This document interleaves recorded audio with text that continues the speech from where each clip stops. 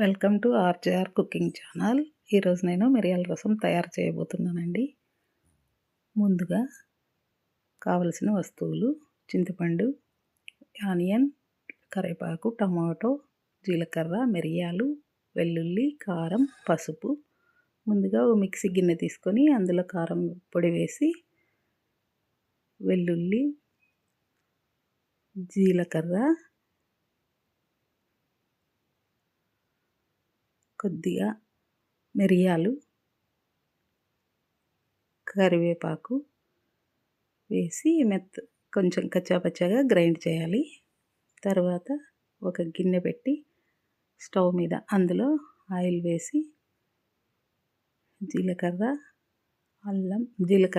ఆవాలు, ఎండుమిరపకాయలు, కరివేపాకు వేసి, తర్వాత ఆనియన్, టమాటో వేసి కొద్దిగా పసుపు వేయాలి.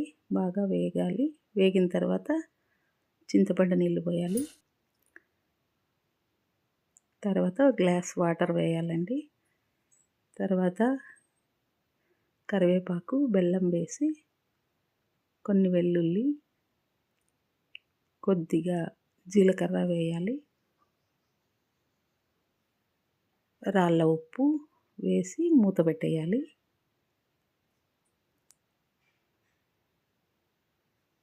రెండు పొంగులు వచ్చాక కొత్తిమీర వేసి స్టవ్ ఆఫ్ చేసుకోవడమే. ఎంతో రుచికరమైన టేస్టీ మిరియాల రసం రెడీ అండి.